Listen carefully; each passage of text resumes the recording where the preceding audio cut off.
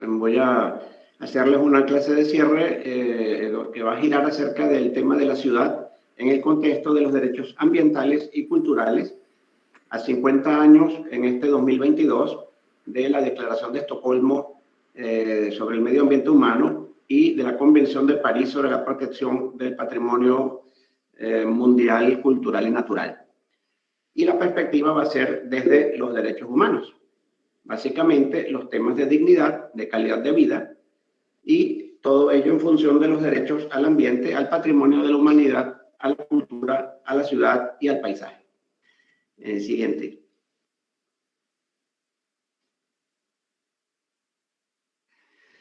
Cuando hablamos de derechos humanos tenemos necesariamente que partir de la Declaración Universal de 1948, aprobada por la Asamblea General de Naciones Unidas, y los derechos humanos se basan fundamentalmente sobre dos nociones centrales que son la de dignidad y la de calidad de vida.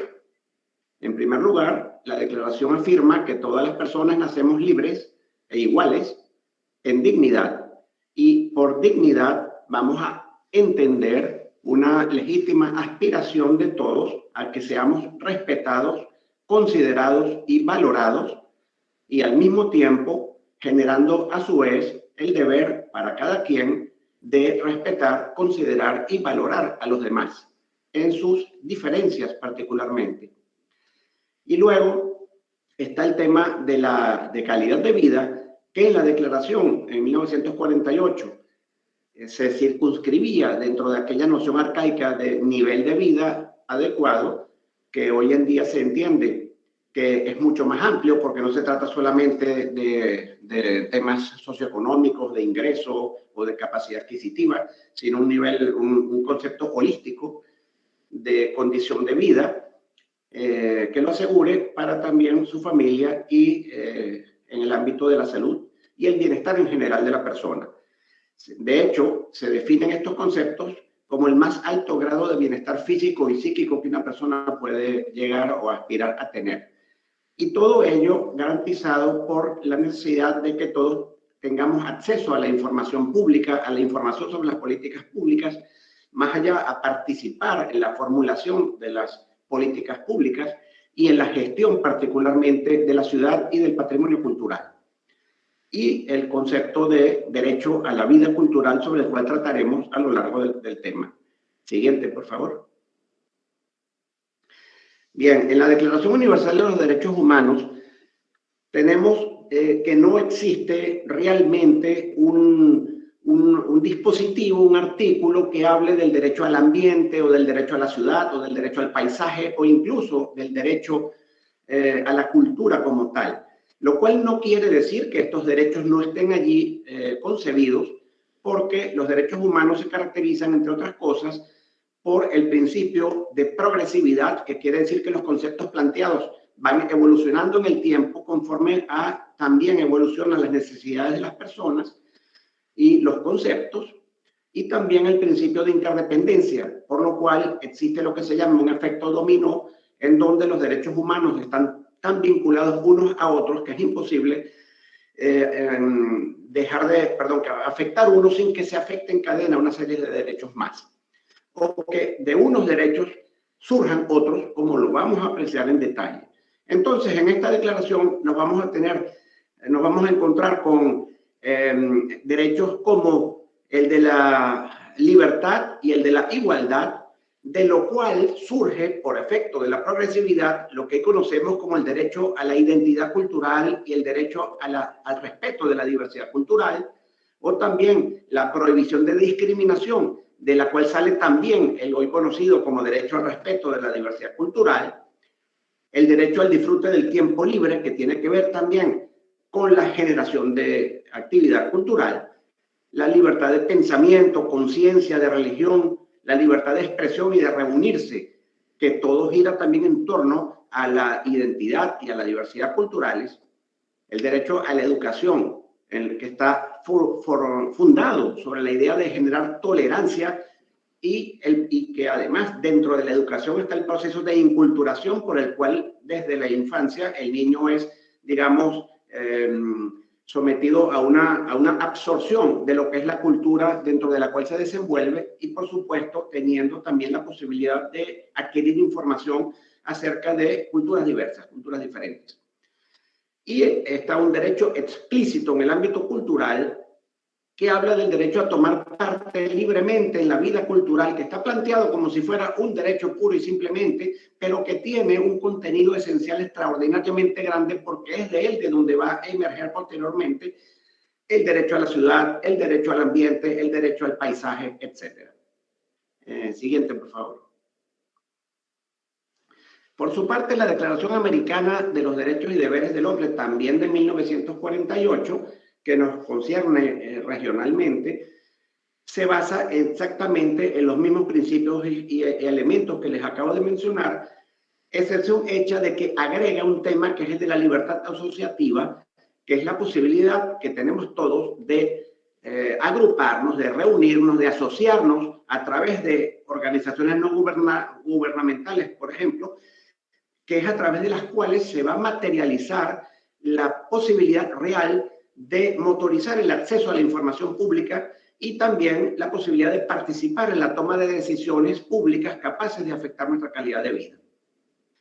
Y la Convención Americana sobre Derechos Humanos, ya del 69, plantea en materia de cultura que se tomen las medidas efectivas para la garantía de los derechos culturales cuyo contenido vamos a ir viendo.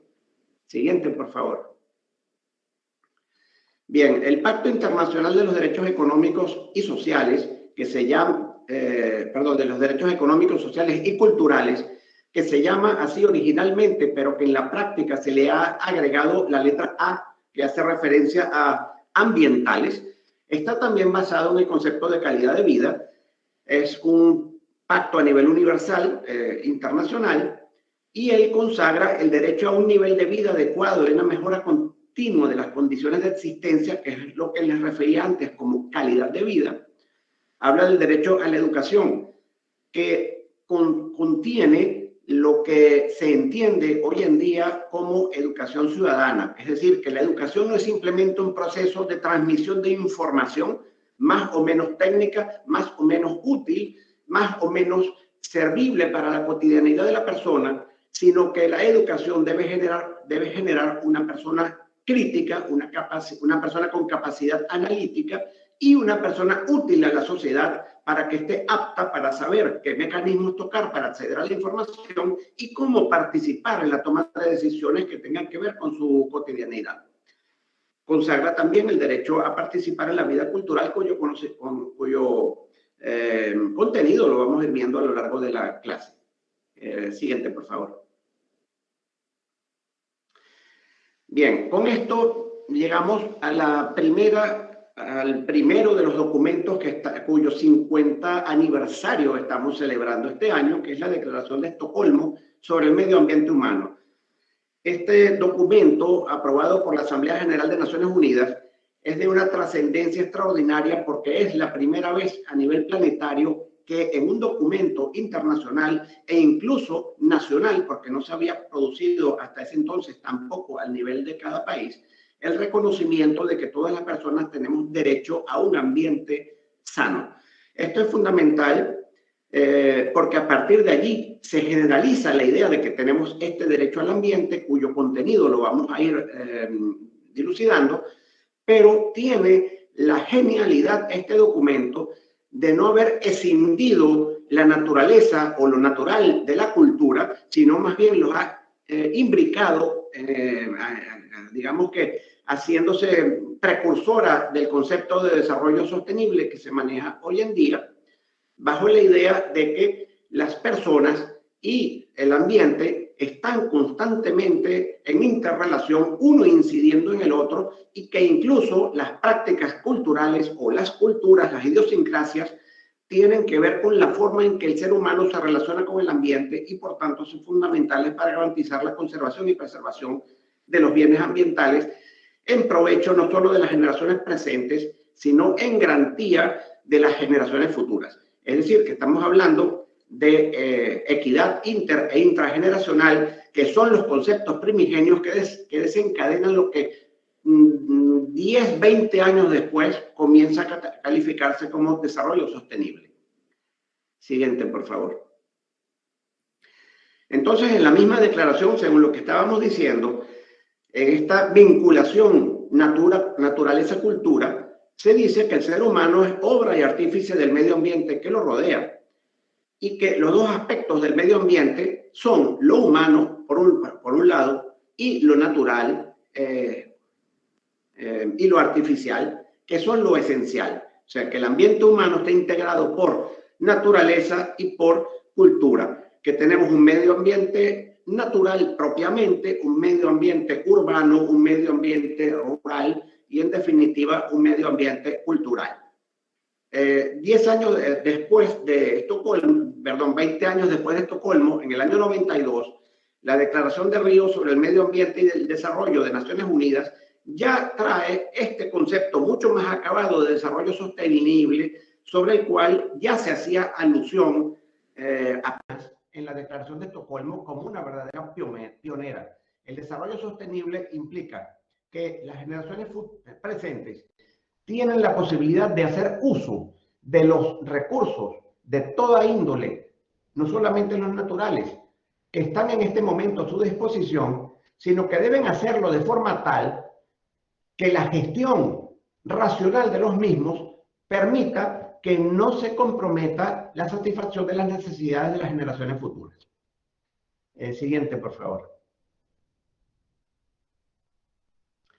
Bien, apenas el año 2021, el Consejo de Derechos Humanos de Naciones Unidas reitera la existencia, para que no quepan dudas, no obstante todo el desarrollo que desde el 72 ha venido existiendo en todos los países y a nivel internacional, de que existe un derecho humano universal, es decir, de todas las personas del planeta, a un ambiente limpio, sano y sustentable, que además es garantía de todos los derechos humanos. Es decir, si no protegemos el ambiente, el resto de los derechos humanos, por interdependencia, van a caer también. De hecho, lo estamos viendo entre paréntesis con lo que está ocurriendo con el cambio climático. Siguiente, por favor. En 1972 también se aprueba, en este caso, en el marco de la Organización de Naciones Unidas para la Educación, la Ciencia y la Cultura, la UNESCO, el otro documento cuyo 50 aniversario estamos celebrando, que es la Convención sobre la Protección del Patrimonio Mundial Cultural y Natural. En las gráficas podemos ver el Salto Ángel como un ejemplo de un elemento del patrimonio mundial natural inscrito en la lista del patrimonio llevado por la UNESCO, y en la otra lámina, en la otra foto, vemos a la ciudad de Quito como un elemento del patrimonio cultural propiamente dicho.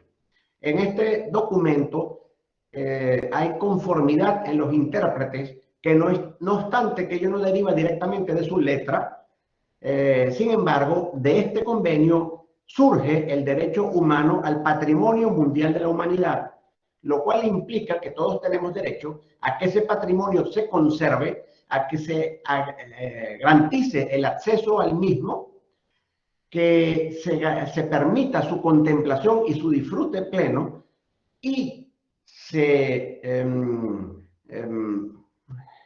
asegure el acceso también a la información pública sobre patrimonio cultural y se permita la participación en la gestión sostenible de este patrimonio. Es decir, que como la Convención plantea el deber para cada Estado de identificar el elemento patrimonial, de conservarlo, restaurarlo, protegerlo, garantizar el acceso, permitir que la comunidad intervenga, o que más bien facilitar que sea la comunidad a través de procesos participativos quien defina lo que se debe entender como patrimonio cultural para su comunidad en ese momento, en función de lo que se esté analizando como patrimonio, y en consecuencia de esos deberes del Estado emerge este derecho de las personas a que se garantice entonces la protección del patrimonio mundial, cultural y natural de la humanidad.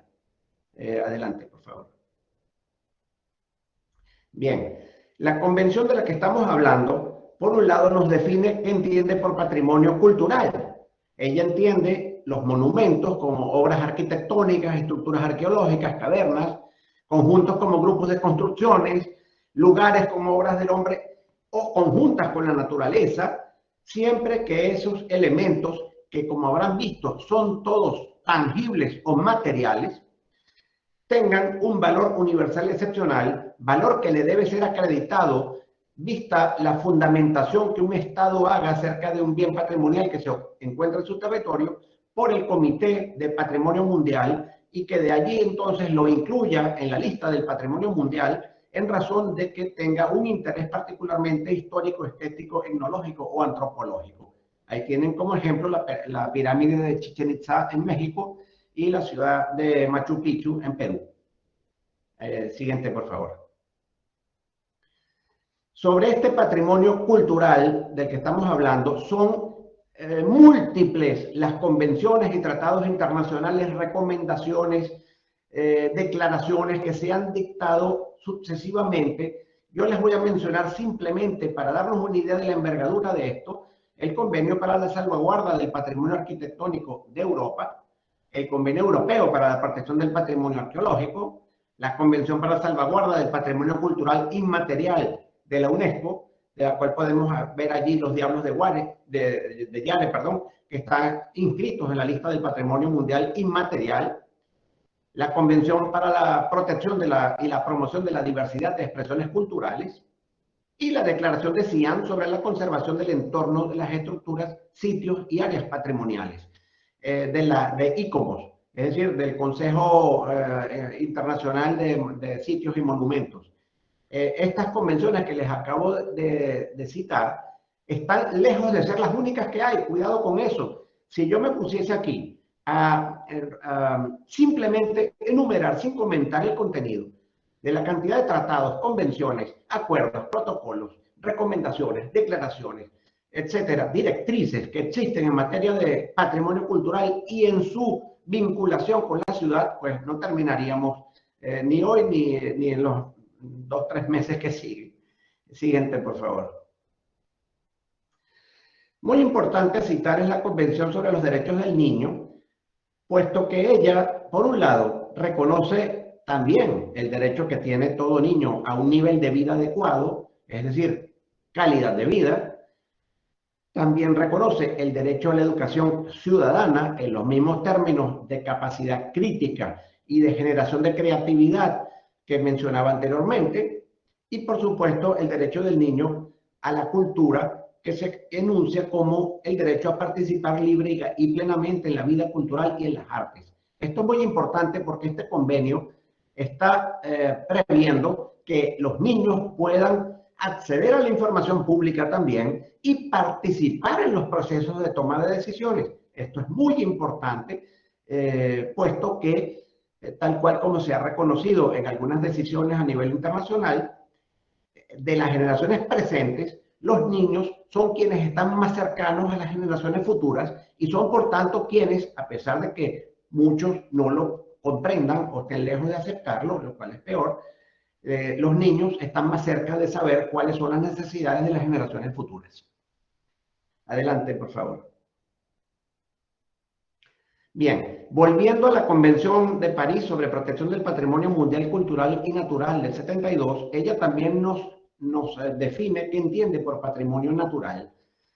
Y ella se refiere a monumentos naturales, formaciones físicas y biológicas, formaciones geológicas, fisiográficas, hábitats de especies animal y vegetal que estén amenazadas, lugares naturales, etcétera, que tengan, según el Comité del Patrimonio Mundial de la UNESCO, valor universal y excepcional, y ello desde el punto de vista de la ciencia, de la conservación, de lo estético y de la belleza natural.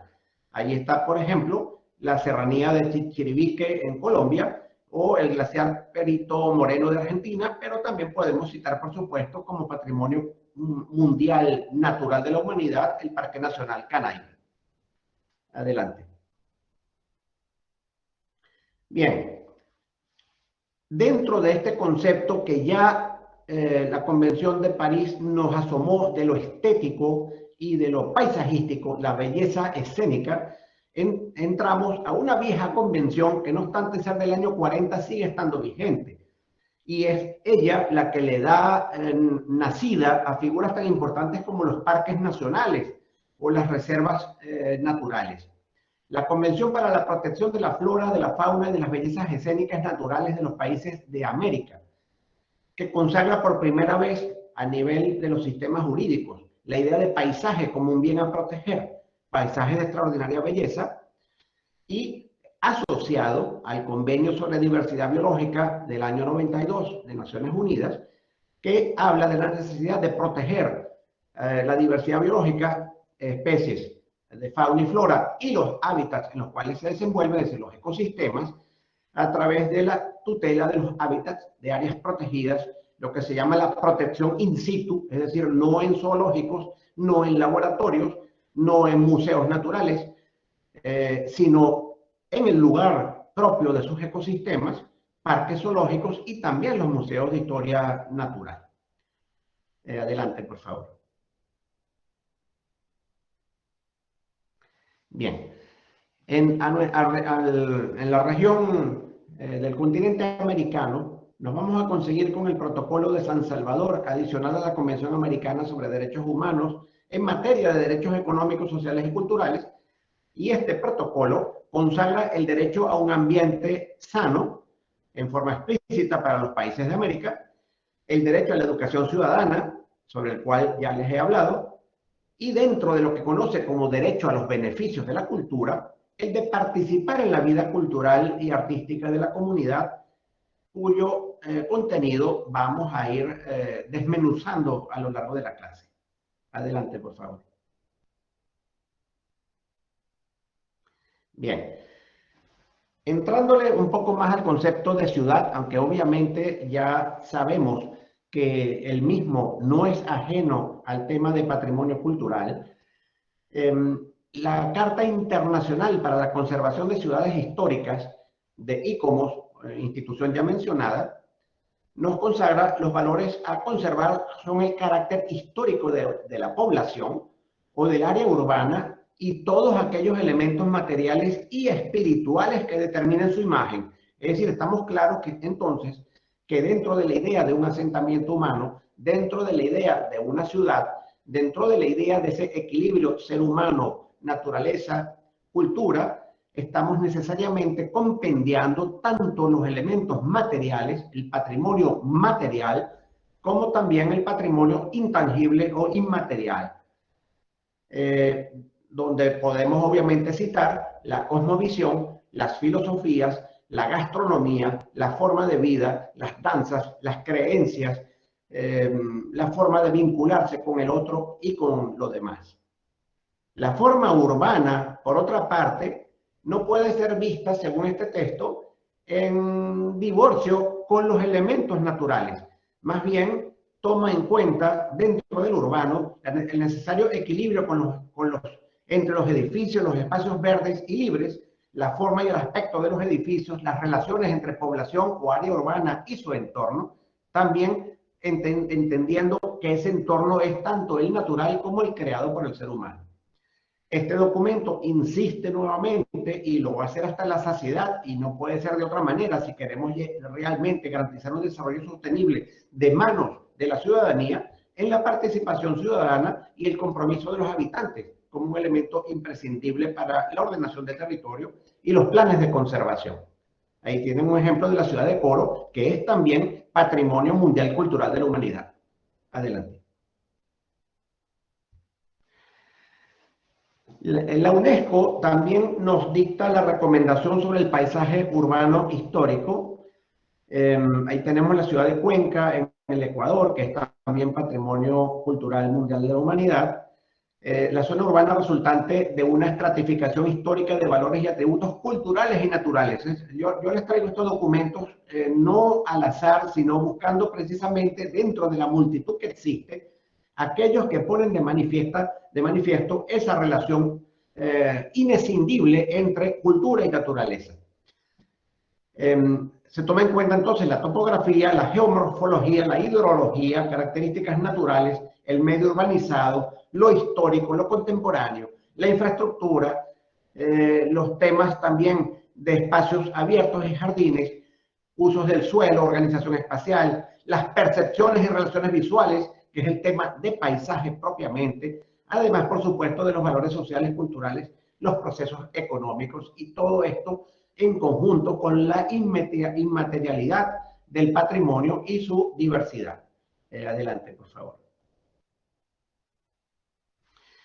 Y bien, con esto llegamos al derecho a la ciudad. Y sí, efectivamente, tenemos un derecho a la ciudad. No está establecido explícitamente de esa forma, como ya lo dijimos en la Declaración Universal de Derechos Humanos, ni en el Pacto Internacional de los Derechos Económicos, Sociales y Culturales, ni en la Declaración de Estocolmo, ni en el Pacto, ni en la Convención de París sobre Protección del Patrimonio Cultural Mundial. No, pero insisto, gracias a ese principio clave de progresividad de los derechos humanos y de que los derechos humanos no están preestablecidos en forma definitiva, sino que las nuevas necesidades humanas hacen descubrir novedosos derechos humanos. Y bien, la Carta Mundial por el Derecho a la Ciudad, emanada del Foro Social de las Américas en el año 2004, lo puso por primera vez en blanco y negro. De allí los desarrollos son múltiples, de manera que esto que les muestro ahora no es más que la génesis.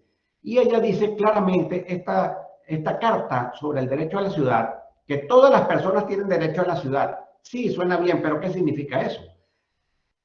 Preservar la memoria y la identidad cultural. El derecho a la ciudad definido como el usufructo equitativo de las ciudades dentro de los principios de sustentabilidad, democracia, equidad y justicia social, lo cual incluye el derecho al desarrollo, el derecho a un medio ambiente sano, el disfrute y preservación de los recursos naturales, el derecho a la participación ciudadana en la planificación y gestión urbana y la herencia histórica y cultural. Sintetizando ese precepto, ciudadanía, información, participación y justicia es lo que está de por medio. Y además este documento se permite insistir en otra definición sobre el derecho a un medio ambiente sano, calificado además de sostenible y vinculado al tema de la ciudad como asentamiento humano. Deben adoptar medidas de preservación las autoridades civiles de la ciudad frente a la contaminación y la ocupación desordenada del territorio y de las áreas de protección ambiental. En todo caso, se debe garantizar el respeto del patrimonio natural, del patrimonio histórico, arquitectónico, cultural y artístico. Es decir, todo lo que tiene que ver con el patrimonio material e inmaterial, cultural y natural, garantizando la recuperación y revitalización de las áreas degradadas y de los equipamientos urbanos. Adelante, por favor. Sobre el tema de la ciudad, no podemos dejar de mencionar uno de los documentos más recientes y más trascendentales al nivel universal, como es la Agenda 2030 para el Desarrollo Sostenible de Naciones Unidas del año 2015, que ella se refiere justamente a este tema del derecho a la ciudad, cuando el Objetivo de Desarrollo Sostenible 11 alude a lograr que las ciudades y los asentamientos humanos sean inclusivos, seguros, resilientes y sostenibles.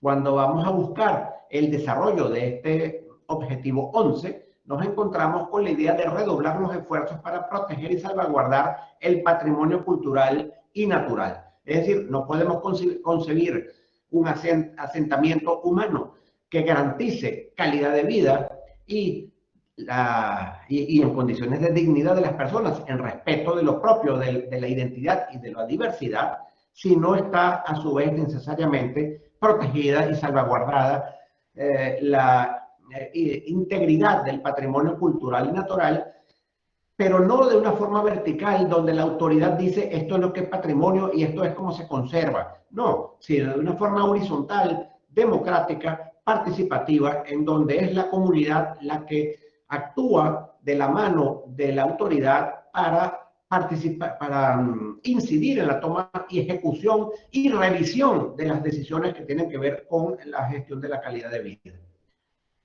Siguiente, por favor. Bien, el Convenio Europeo del Paisaje, si bien no nos toca a la región americana directamente por razones obvias, es importantísimo porque él nos trae por primera vez una definición de paisaje que se ha ido extendiendo a nivel planetario, como cualquier parte del territorio, tal como la percibe la población, cuyo carácter sea el resultado de la acción y la interacción de factores naturales y o humanos. Por lo humano estamos entendiendo, como lo definía Estocolmo, lo artificial, y en general como lo entendemos como lo cultural, naturaleza y cultura, permanentemente para definir la idea de paisaje en este caso. Reconocer jurídicamente los paisajes como un elemento fundamental del entorno y que como una expresión de la diversidad del patrimonio común, cultural y natural. Insiste en los procesos de información pública y participación ciudadana bajo el esquema de conformación de las cartas de paisaje, y habla del derecho colectivo a la imagen del entorno vital, que es la definición que se hace un poco más amplia, digamos, de la idea de derecho al paisaje. Adelante, por favor.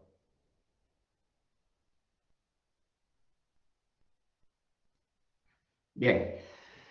La Declaración de Florencia sobre el paisaje, fíjense que el paisaje es un concepto muy importante porque él ha llevado a que la UNESCO incluya la idea de paisajes patrimoniales, también de paisajes culturales y de paisajes bioculturales, que es fundamental en la interrelación de ciudad, naturaleza, actividad humana, actividad natural y simbiosis de ambas cosas. Pues bien, esta declaración intervino UNESCO, intervino la FAO, intervino también, entre otras organizaciones, el Programa de Naciones Unidas para el Medio Ambiente, el ICROM, que es el de los museos, el ICOMOS, que ya les mencioné antes, etc. Pues bien, en este documento se define el paisaje como una expresión de la relación entre la gente y el ambiente. Cuidado con ambiente, no vayan a confundir ambiente con naturaleza. Cuando estamos hablando de ambiente, y esa idea tiene que ir, quedando clara desde Estocolmo del 72, que ambiente, si lo quieren apellidar de ambiente humano, quiere decir naturaleza, sí, pero también ser humano, cultura, lo artificial, entre comillas. A lo largo del tiempo creando una vida armónica y riqueza, herramienta educativa para promover conocimiento sobre la diversidad cultural. El paisaje es entonces un bien común, existe un derecho al paisaje como una necesidad humana y deben los estados promover programas participativos de abajo hacia arriba, como les decía antes, motivando a las comunidades en los procesos de toma de decisiones. El siguiente, por favor. Bien, la Carta Iberoamericana del Paisaje Cultural va afinando todavía más. Llevamos un orden cronológico, por favor, si se los anoto para que vayamos viendo que hay una evolución en este tema. En el segundo encuentro de paisajes culturales, 2012, y dentro de los conceptos de desarrollo sostenible, calidad de vida y participación ciudadana, es el resultado de la interacción del ser humano sobre el medio natural, huellas de sus acciones en un entorno cuya expresión es percibida y valorada por sus cualidades específicas, como soporte de la memoria y la identidad de la comunidad, es lo que es paisaje. Aquí realmente que van planteadas todas las ideas de las que estamos hablando. Adelante, por favor. La Carta de Puebla sobre la protección de los paisajes patrimoniales del año 2014 va, por supuesto, dándonos mayor contenido argumentativo sobre este tema, al referirse al rostro. El rostro vendría siendo el carácter o espíritu de un territorio, perdón, con un valor histórico, cultural. Un rostro porque un territorio vía enfoque paisajista se identifica de inmediato, como cuando uno ve a una persona que conoce y tan solo de ver su rostro sabe definitivamente quién es y demás características y detalles. Es el mismo efecto. Son bienes generados por la relación cultura-naturaleza, insistimos allí. El paisaje patrimonial constituye una unidad productora de identidades individuales y colectivas capaz de generar sentimientos, emociones, valores y significados en un universo de interpretaciones sobre el pasado y el presente, pero por supuesto con una proyección de garantía para las generaciones futuras. Adelante, por favor. Bien, La Carta del Paisaje de las Américas es un documento muy interesante redactó en el año 2018 la Iniciativa Latinoamericana del Paisaje, LALI. Ella indica que el paisaje es una porción del territorio, estamos claros, aprehendido por la experiencia sensible, porque está un elemento emocional muy importante de por medio, que es lo que va a facilitar que haya un proceso de identidad cultural, e inteligible de la percepción individual y colectiva del ser humano, que se revela como un únicum y continuum de sistemas vivos, naturales y culturales, como una totalidad sintética e interdependiente en el espacio y en el tiempo. Aquí se habla de lo que es la gestión del paisaje dentro de mecanismos de sostenibilidad y fundamentalmente de participación ciudadana que tanto venimos insistiendo. Y este documento, de forma muy hermosa, parte de la idea explícita por lo demás de que garantizando la integridad del paisaje, fomentamos el respeto de lo que ellos llaman el derecho a la felicidad, en definitiva, que es derecho a la felicidad, viene asociado, por más romántico o sentimental que se considere, viene técnicamente, jurídicamente asociado a la idea de calidad de vida. Adelante, por favor. Bien, todavía no tenemos un convenio latinoamericano del paisaje, es tan solo un proyecto elaborado también por LALI y por la Red Argentina del Paisaje, pero este documento que pueden ver en la página web de la Red Argentina del Paisaje está siendo circulado, difundido por América Latina, a ver si se logra su aprobación por los estados, y ella define el paisaje como el espacio-tiempo resultado de factores naturales y humanos, tangibles e intangibles, que al ser percibido y modelado por la sociedad refleja la diversidad de culturas. Yo creo que eso compendia más de la mitad de lo que les he dicho hasta ahora. El derecho de la sociedad a vivir en un entorno culturalmente significativo, con acceso y disfrute de lo mismo, con garantía del desarrollo sostenible, con acceso a la información pública, es decir, entiendan por ello el principio de transparencia de las administraciones públicas, la obligación que tienen los organismos públicos, las alcaldías, perdón, las gobernaciones, las autoridades ministeriales, los institutos de la nación, la obligación que tienen frente al ciudadano a quien deben servir y en función de quién existen, de abrir plenamente el acceso a la información pública que poseen y, por supuesto, permitir libremente la participación ciudadana que implica tomar en cuenta los aportes, las observaciones, las críticas, las propuestas que vienen desde las comunidades, comunidades que actúen dentro de la libertad asociativa, es decir, sin injerencia política, sin manejo de las autoridades públicas, sino en perfecta autonomía y en perfecta espontaneidad a la hora yo diría también de espontaneidad y de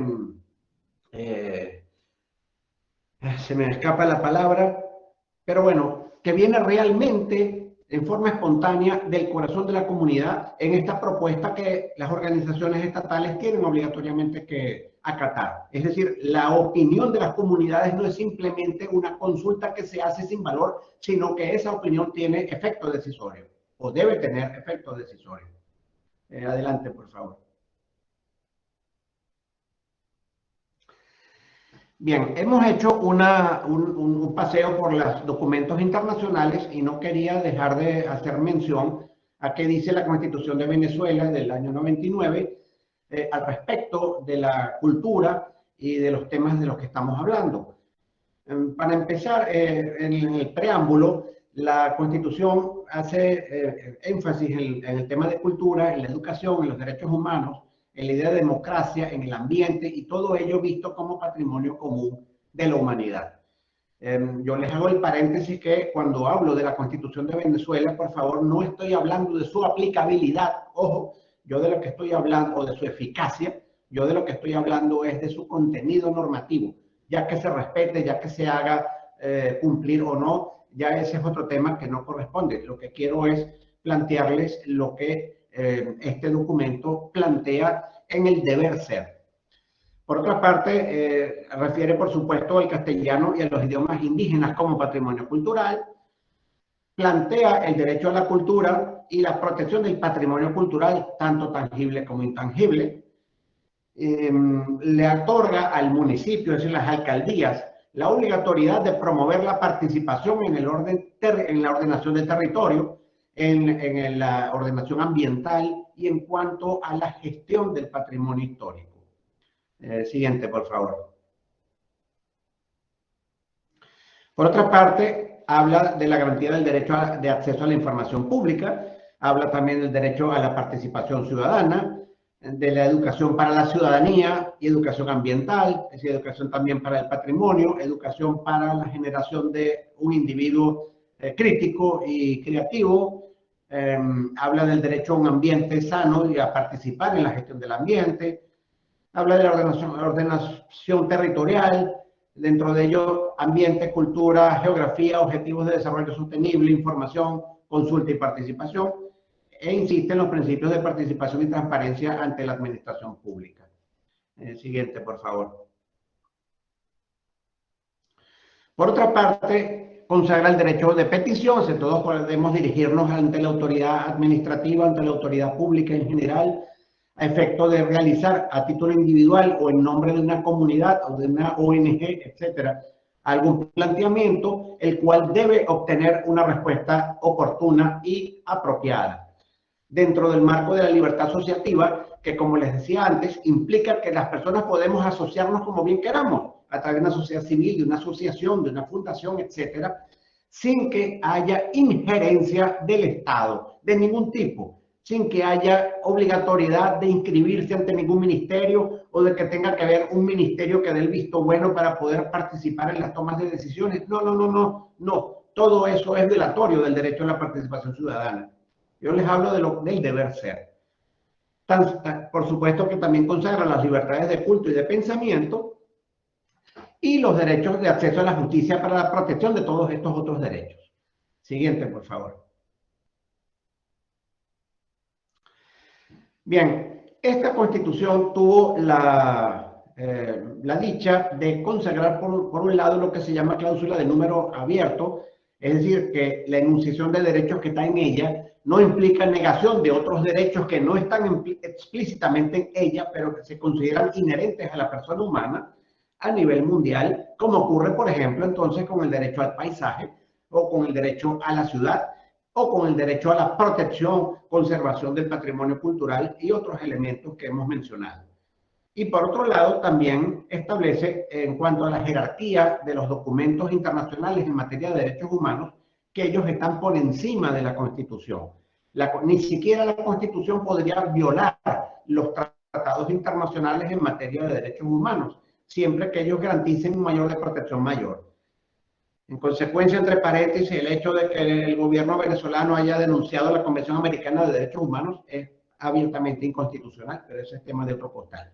Seguimos adelante.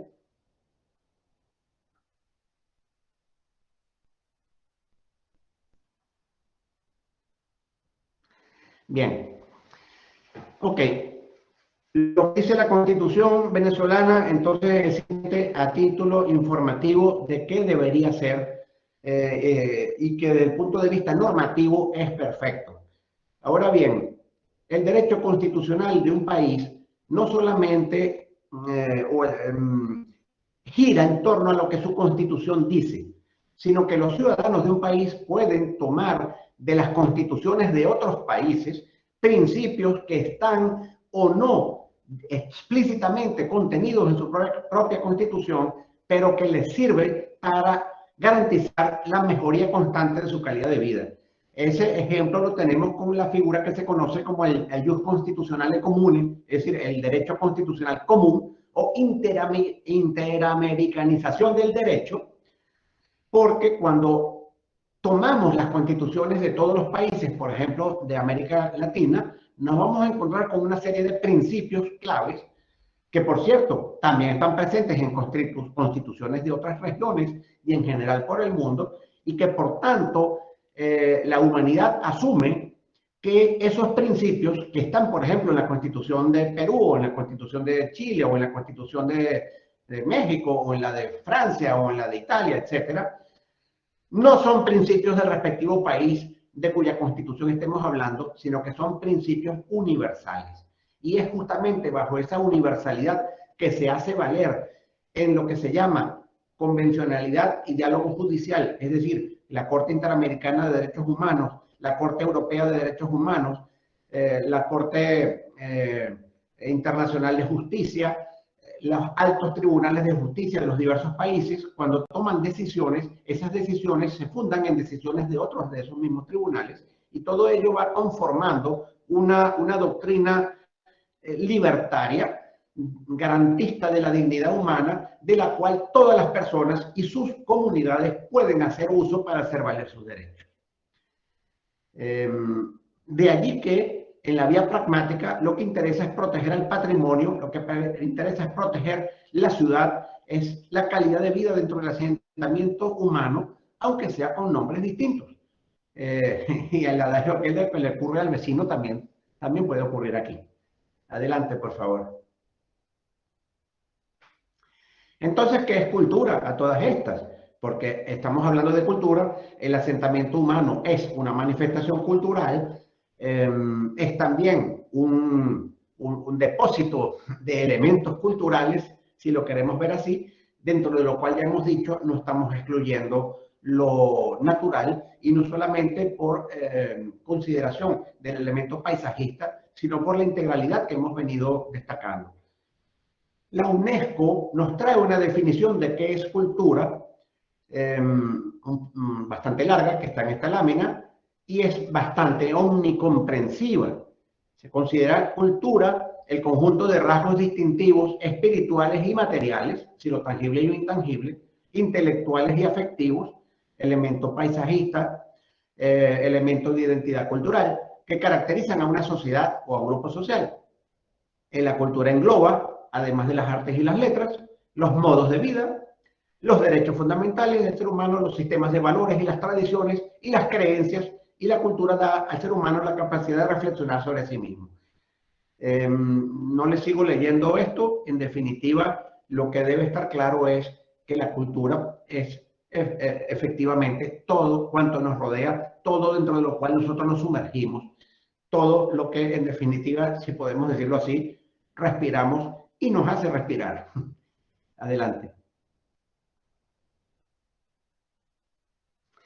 Entonces, el patrimonio cultural y natural es un bien jurídico tutelado, es decir, es un elemento que recibe protección por parte del derecho. Es un valor de la sociedad, pero cuidado que por valor no estamos entendiendo valor de cambio, no estamos entendiendo pecunia, es decir, no estamos entendiendo elemento económico, estamos entendiendo más bien por valor, algo así como pudiéramos ponerle al lado del patrimonio lo que sería la libertad, la belleza, la justicia, la honestidad, el respeto del otro, es decir, esos son valores. En ese sentido entra el patrimonio cultural y natural. Existe un elemento de afecto, de sentimiento, que es la parte emocional, que no puede escindirse, porque no existiría patrimonio, ni material ni inmaterial, si no hubiese del otro lado un corazón que siente regocijo cuando está en presencia de algo con lo cual se identifica. O que incluso se regocija del respeto que le genera lo diverso, lo distinto, para enriquecerse y enriquecer al otro con lo propio. Existe el carácter intergeneracional, que es lo que da cabida justamente a la idea de patrimonio, que es un conjunto de bienes tangibles, intangibles, naturales y culturales que recibimos del pasado, que debemos gestionar de forma racional y sostenible en el presente y que vamos a transferir a las generaciones futuras. Y en definitiva, entonces, el patrimonio cultural y natural es un derecho humano también. Siguiente, por favor. Bueno, aquí les coloco una fotografía y yo preguntaría si esto es un paisaje patrimonial. Obviamente es un paisaje, o en principio lo es, pero es que este es un paisaje patrimonial. No sé si alguien quiere decir algo. ¿Por qué consideraría que esto es o no es un paisaje patrimonial?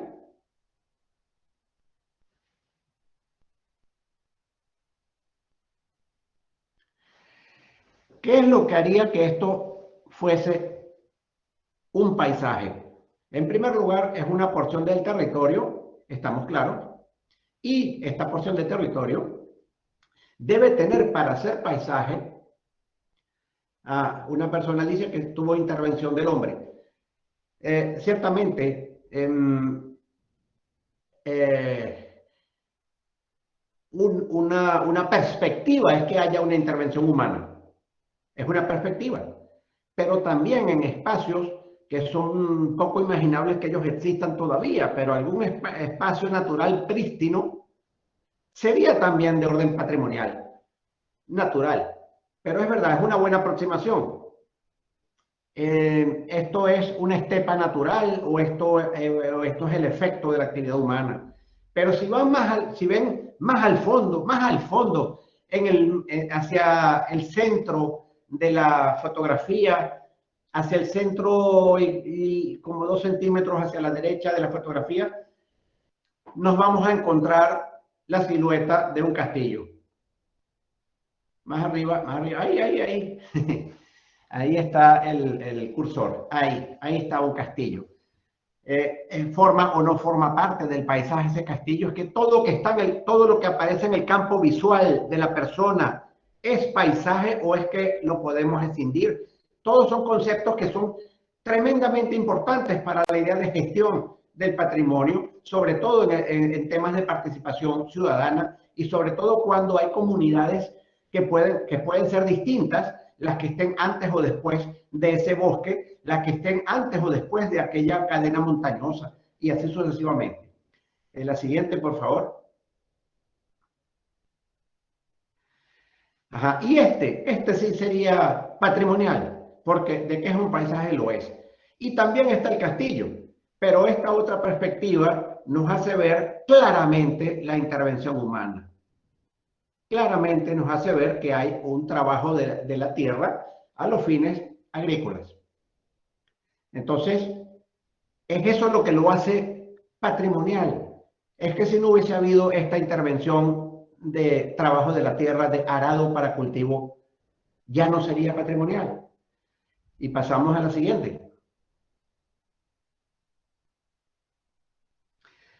Algo cambia en esta fotografía, porque fíjense que el castillo sigue allá. Lo que estamos en otra perspectiva.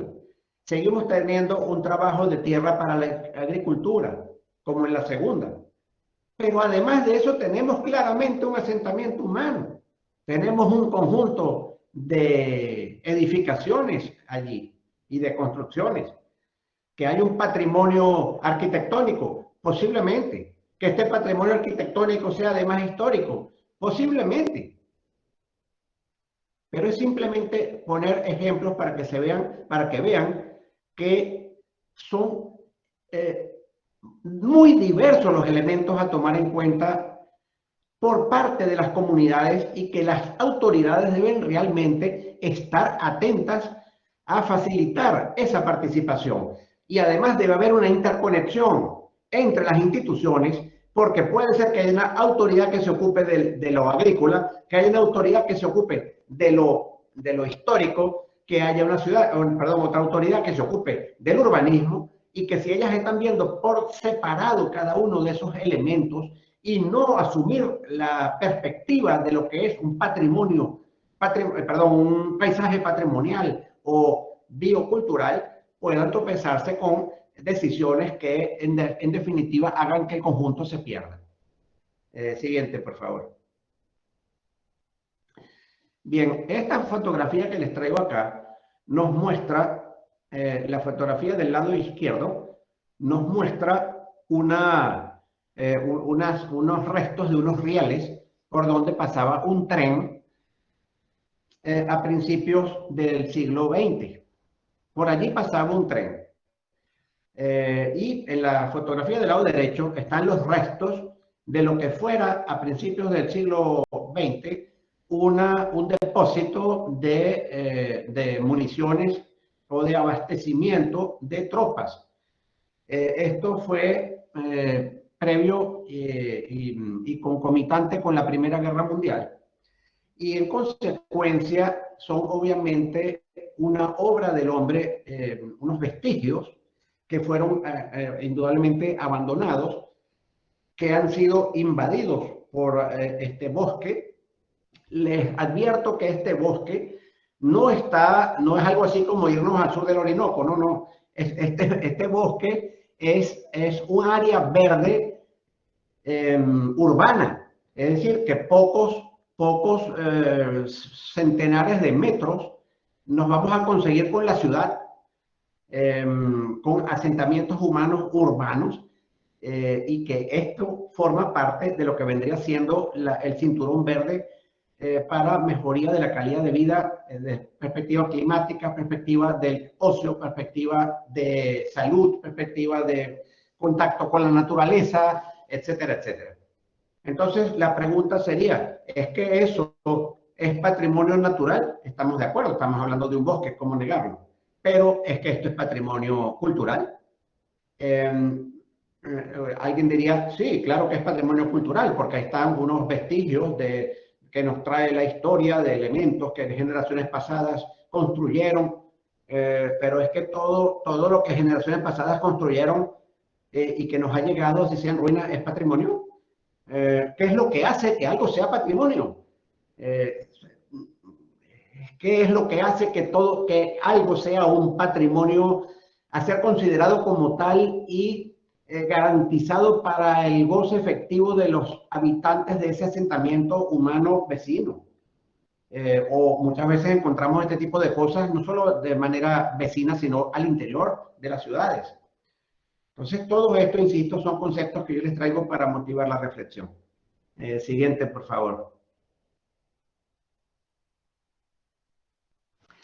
Bien, entonces estamos hablando o partimos de la dignidad humana por ser el primer concepto al cual alude la Declaración Universal de los Derechos Humanos de 1948, y definimos la dignidad humana como la aspiración de toda persona de ser respetada, considerada y valorada como por sí misma y en función de su cultura, de su educación, de sus ideales, de sus intereses, etc. Y asimismo, su deber de, a su vez, respetar, considerar y valorar a las otras personas en su diversidad. Sobre esa línea estamos tirando entonces un puente que va hacia la dignidad humana. El derecho a la cultura, que nos ha permitido unir como puente las riberas de una serie de derechos que la interdependencia entre ellos nos debe hacerlos ver como cercanos e imbricados, inescindibles, como son el derecho al ambiente, al patrimonio cultural, al paisaje, a la ciudad. Y en función de ello, el Estado debe proteger, rehabilitar y asegurar la transmisión a las generaciones futuras del ambiente, de la cultura, de la ciudad y del paisaje, y en definitiva, del patrimonio. Sea que el patrimonio del que estemos hablando tenga valor excepcional, universal, nacional, regional o local, porque le haya sido reconocido de alguna manera por alguna autoridad, sea la UNESCO o una autoridad nacional o una autoridad local, municipal, etc. O incluso si ese patrimonio no es nada excepcional, es común y corriente, es del diario acontecer, pero que no por ello deja de ser patrimonio, porque existe una comunidad que lo siente y lo reivindica como tal dentro de su ámbito de su asentamiento humano, sea rural, sea urbano. Siguiente, por favor. Entonces, haciendo un recapitulativo de los derechos culturales, de esto que se llama derecho a la cultura, y que nosotros consideramos que cuando la gente habla de derecho a la cultura en forma singular, se está haciendo referencia a un marco, a un derecho que pudiéramos llamar madre, que absorbe a lo que otros mencionan en plural como derechos culturales, y que sea tanto en la versión singular derecho a la cultura como en la versión plural de derechos culturales, ellos o él está reconocido en la Declaración Universal de los Derechos Humanos como el derecho a tomar parte libremente en la vida cultural de la comunidad, lo cual presupone de suyo la participación ciudadana, que a su vez presupone el derecho de acceso a la información pública, o también derecho de acceso a la cultura, como lo mencionan estos otros documentos, la Declaración Americana de Derechos Humanos o el Pacto Internacional de Derechos Económicos, Sociales y Culturales. Dicho esto, dentro del derecho a la cultura o de los derechos culturales nos vamos a encontrar, en primer lugar, sumamente destacado a lo largo de la clase, el derecho a la educación.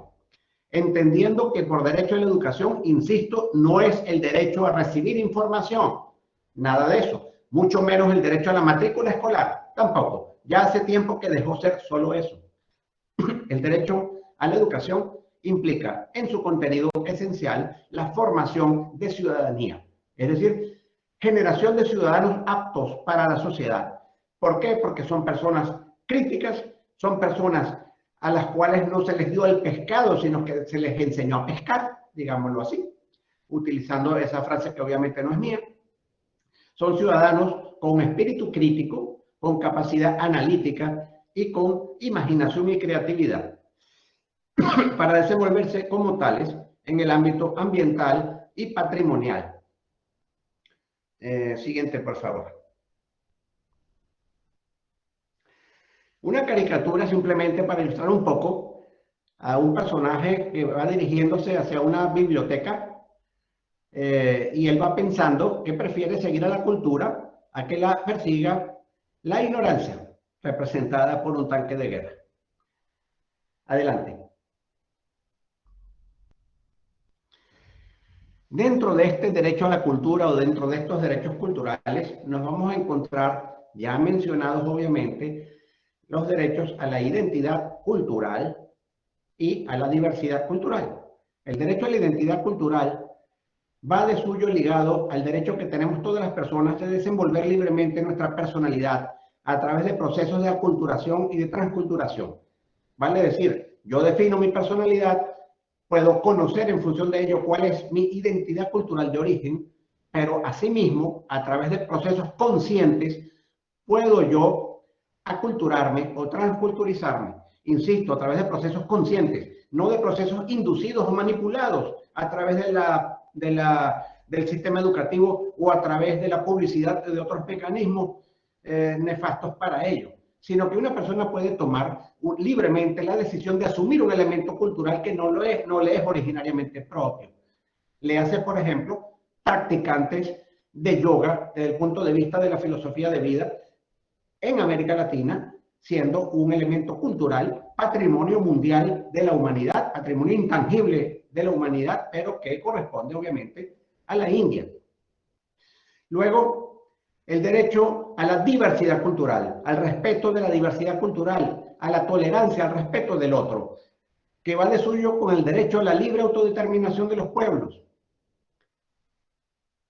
Y derechos conexos, como el derecho al desarrollo sostenible, el derecho de acceso a la información cultural pública y las libertades de pensamiento, de culto y de expresión. Recordemos que la libertad de expresión presupone, absorbe o contiene el derecho de acceder libremente a la información, o el derecho de investigación está presente dentro de la libertad de expresión. Adelante. Otra caricatura para ilustrar un poco los procesos de aculturación inconscientes o de transculturación inconscientes. Es una caricatura de Mafalda, donde Mafalda le dice a Felipe, que le pregunta si ya hizo su composición sobre la independencia nacional. Felipe le dice que todavía no, que salió a caminar, a dar una vuelta para inspirarse, y resulta que no se le ocurre nada. ¿Pero por qué no se le ocurre nada? ¿Cómo hacer una composición sobre la independencia nacional saliendo a caminar por su asentamiento humano, por su ciudad, cuando lo que se consigue es beauty pire, shopping center y demás? Entonces, es un ejemplo que también se ve por efecto de los elementos de patrimonio arquitectónico, por ejemplo, cuando ocurre que se demuele un edificio de arraigo sentimental, emocional, patrimonial y se construye allí algo que no tiene nada que ver con la zona sin que la comunidad haya podido siquiera opinar. Adelante. Otra vez Mafalda con sus ocurrencias nos pregunta si alguna vez pensamos que si no fuera por todos nadie sería nada. Es decir, ¿de qué sirve la identidad cultural si no hubiese de respeto de la diversidad cultural? En definitiva, viene un poco de la filosofía africana que se conoce como Ubuntu, es decir, que existo porque los demás existen. Tengo identidad porque precisamente hay diversidad, de lo contrario no habría identidad, habría uniformidad. Adelante. Bien, entonces el derecho al patrimonio cultural, que es, por supuesto, uno dentro del derecho a la cultura o del derecho o de los derechos culturales, lo vamos a subclasificar de la siguiente manera.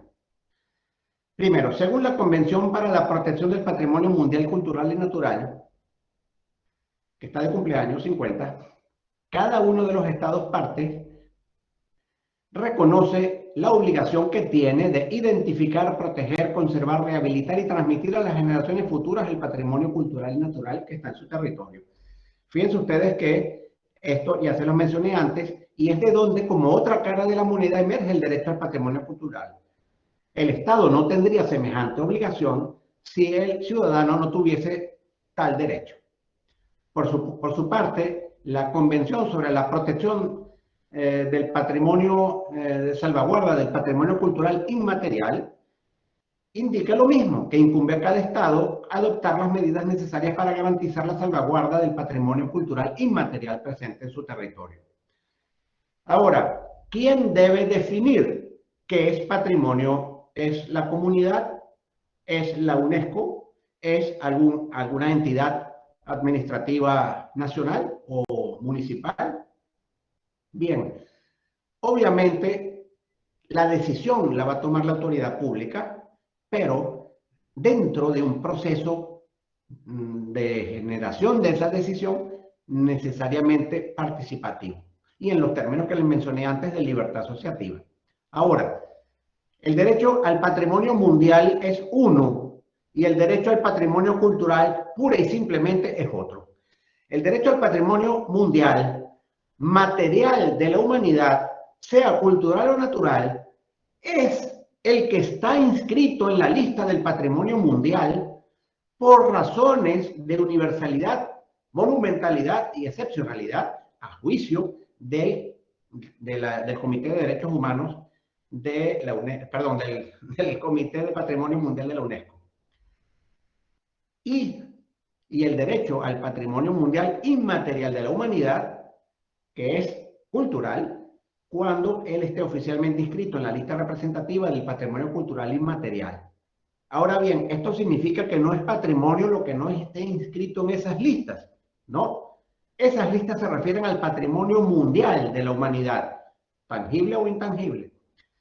Pero también tenemos el derecho al patrimonio cultural, pura y simplemente, lo llamamos así, porque es un patrimonio reconocido como tal por las comunidades respectivas, pero que no está inscrito en tales listas, que puede tener un valor regional, nacional o local, y no deja de ser patrimonio material y tangible o inmaterial o intangible, siempre y cuando, insisto, sea reivindicado como tal por una comunidad. Adelante.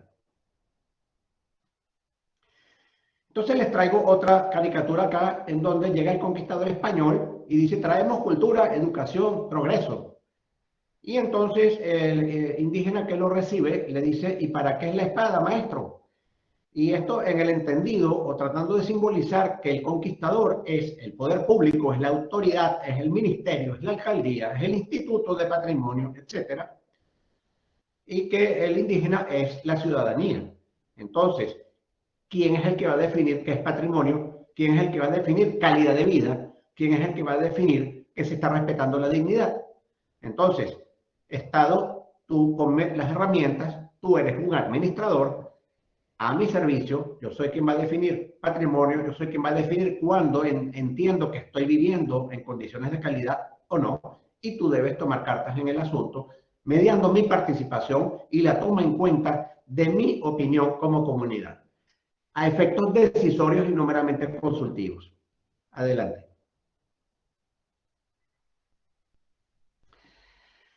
En cuanto al ejercicio de la ciudadanía, no puede dejarse de mencionar estos dos tratados internacionales, uno de carácter universal, el convenio de Aarhus del 98, y otro de carácter regional, el acuerdo de Escazú de 2018. Ambos se refieren al acceso a la justicia, perdón, al acceso a la información, a la participación del público en la toma de decisiones y al acceso a la justicia en asuntos ambientales.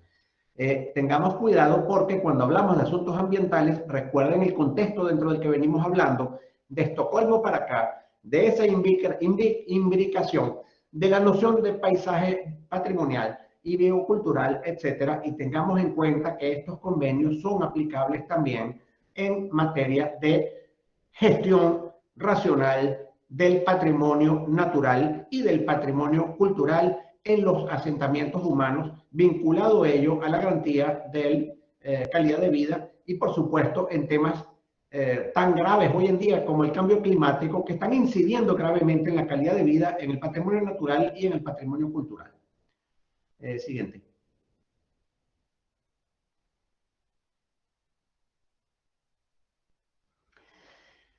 Bueno, como buen usevista que soy, y buenos usevistas que son ustedes, recordando además que antes de ayer fue el día del egresado usevista.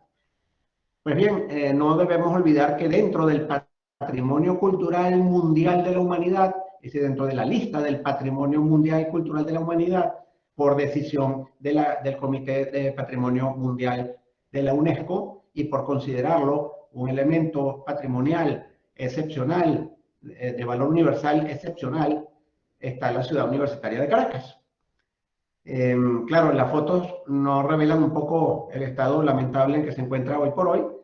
Eso es otro problema que debe incidir en su restauración. Pero bueno, es un complejo paisajista, dice Naciones Unidas, dice UNESCO, perdón, con elementos ambientales, microclimas, zonas verdes, jardín botánico, patrimoniales, arquitecturales, esculturales, artísticos, urbanísticos, estacionamientos, caminerías, vialidad, bibliotecas, teatros, auditorios, hospital, bomberos, deportivos como estadios olímpicos y canchas, que favorece el estudio, la reflexión, el esparcimiento y la recreación, promoviendo el turismo citadino. Parece ser, indudablemente, que la UNESCO, cuando se enfocó sobre la ciudad universitaria, tomó en cuenta en forma holística todos los conceptos de lo que hemos venido hablando desde el inicio de la clase. Siguiente, por favor. Entonces, a manera de epílogo, existe el derecho marco a la cultura, a tomar libremente parte en la vida cultural de la comunidad.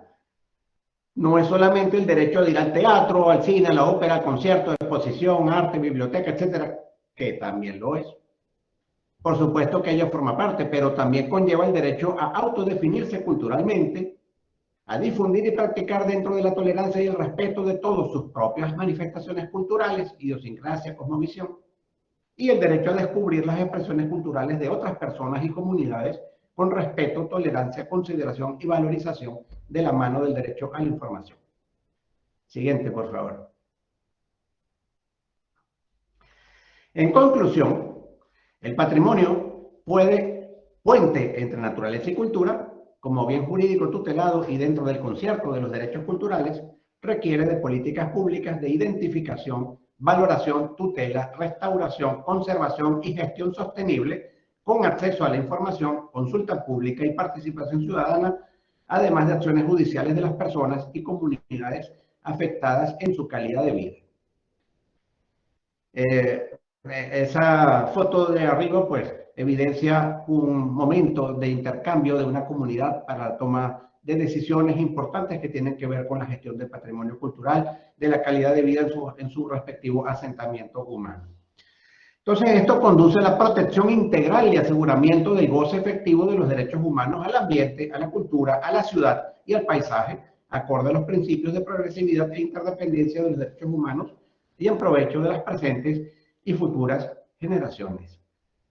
Siguiente.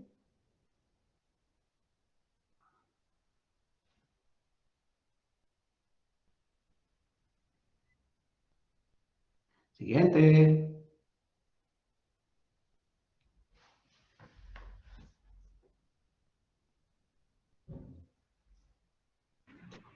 Esa es la siguiente, Alberto. Ah, bien, pensé que quedaba una de agradecimiento. Entonces, bueno, reitero mi agradecimiento, Ana Cecilia, por la invitación, a todos quienes han tenido la paciencia de escucharme y espero haber contribuido con esta, sí, efectivamente había una de agradecimiento, de haber contribuido con los procesos de reflexión sobre esta temática, que no debe ser vista solamente desde la arquitectura o desde el derecho, sino obviamente desde la interdisciplinar, dentro de lo interdisciplinario.